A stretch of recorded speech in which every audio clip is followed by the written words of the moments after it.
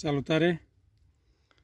Astăzi vom altoi un cais într-un curcoduș. Ne alesărăm un curcoduș mai bun, mai solid și îl vom tăia dintr-o zonă la un 20-25 de centimetri de pământ, unde nu avem noduri pe el.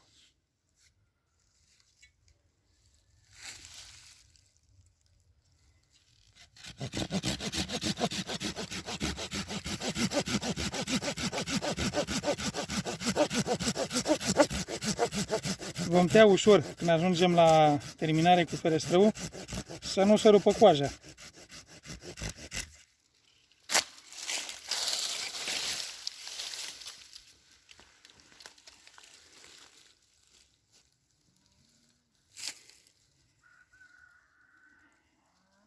Îi mai luăm coaja care se mai rupe puțin de la ferestrău, unde este nevoie.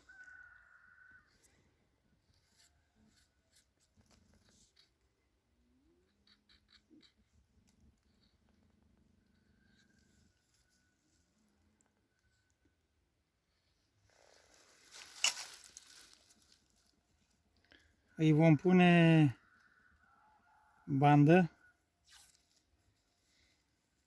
la un 3-4 cm de tăietură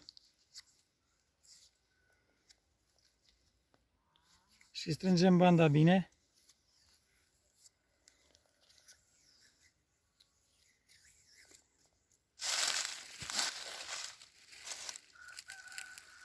Când îi facem spărtura să nu se spargă mai mult decât trebuie să se spargă.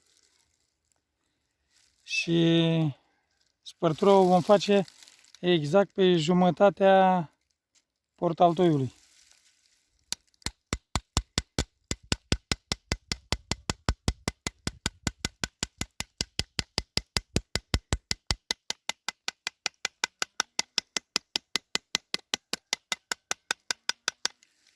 Luăm ușor să nu se spargă mai mult decât trebuie sau să se spargă cumva strâmb, să rămâie tăietura dreaptă.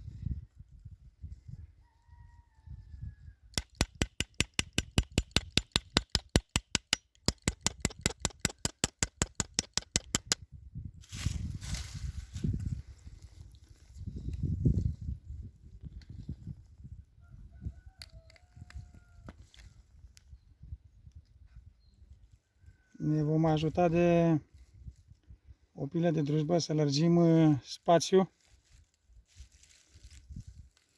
pentru a putea să plantăm bine altoi.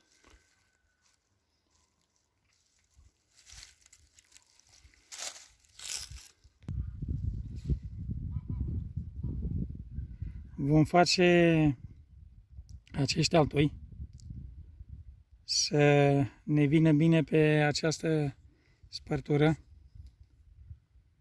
Vom încerca să îi facem cât se poate de bine pe două părți.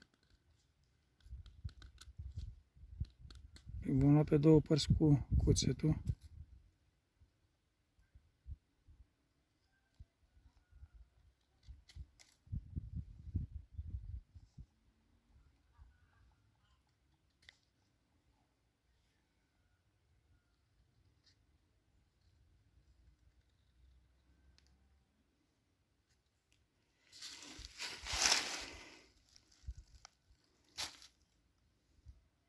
Acești altoi sunt altoi dintr-un cais care face caisele foarte bune. Și dacă se vede destul de bine, se ia bine pe două părți, să nu rămână coaje la interior, să rămâie coaje doar pe partea de exterior și să-l punem bine în acest altoi.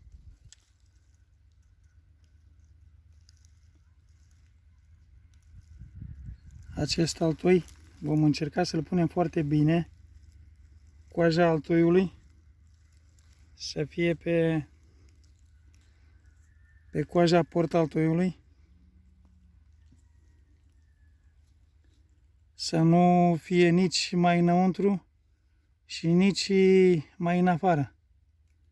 Să fie foarte bine pusă ca ceva când pleacă din portaltoi, să intre din coaja portaltoiului în coaje la altoi. Vom pregăti și al doilea altoi.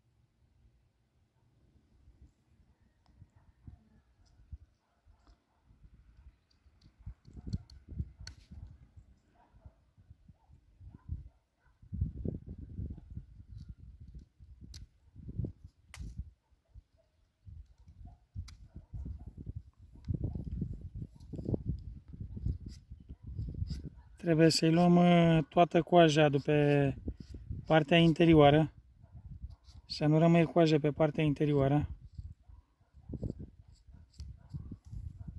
să rămâie decât pe partea exterioară.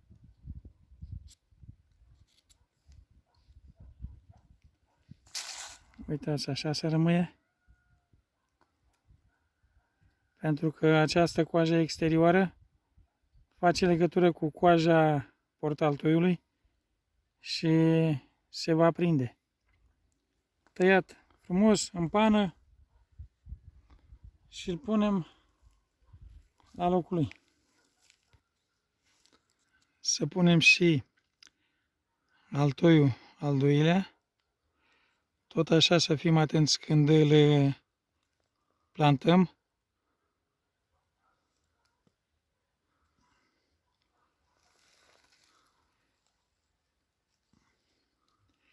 Ia uite, trebuie să fie coaje pe coaje, coaja de la portaltoi pe coaja de la altoi.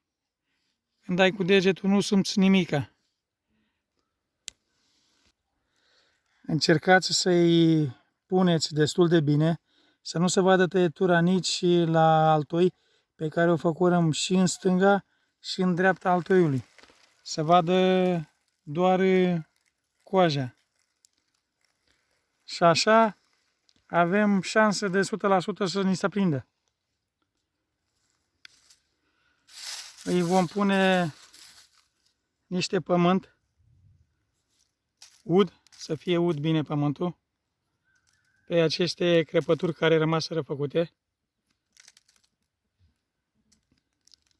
Îi dăm bine cu pământ, pentru că nu folosim masticuri sau ce se folosește, pentru că bunicii noștri când altoiau și ai bătrâni nu erau masticuri, nu erau atâtea astea câte sunt acum. Noi așa am văzut la ei, așa facem și noi și ni se prinde 100%.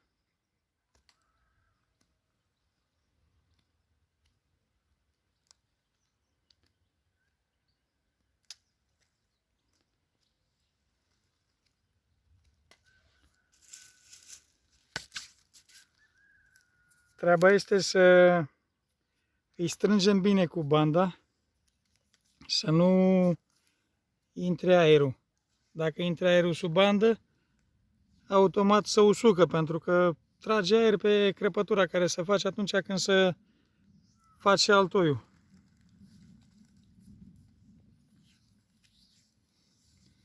Noi dăm de 2 ori cu bandă să fim siguri că nu intră aerul la el.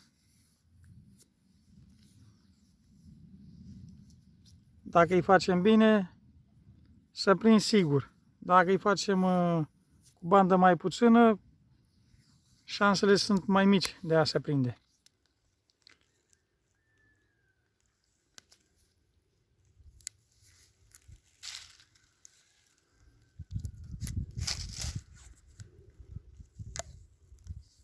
E importantă și izolația la fiecare pomișor în parte pe care îi altoim, pentru că cât îi om altoi de bine, dacă nu este și izolat cum trebuie, șansele sunt mici de să aprinde. Noi încercăm să îi facem bine să nu intre aerul la ei. Și mai târziu, pe vară sau mai spre toamnă, ei normal se desfac la 1 an de zile, dar dacă vedem deja că încep să se umfle la bandă, mai desfacem din ea și lăsăm mai puțină ca să se poată întinde. Pentru că după ce se prinde, ați văzut și dumneavoastră că se face un fel de nod care umflă banda.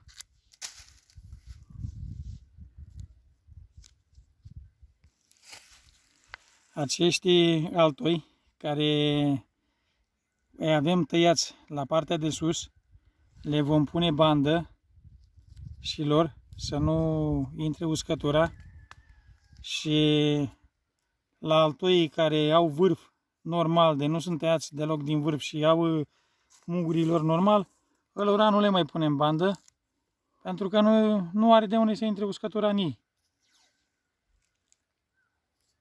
Schimbă ăștia trebuie să izolăm și pe ei cât de cât bine să nu intre uscătura.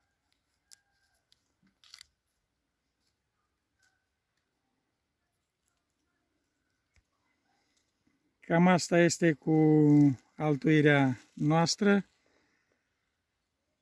Vă mulțumim că ne vizualizați. Lăsați-ne și nouă un like la vizualizare. Dacă vreați și o abonare, dacă se poate. Vă mulțumim frumos tuturor. Să aveți o zi bună!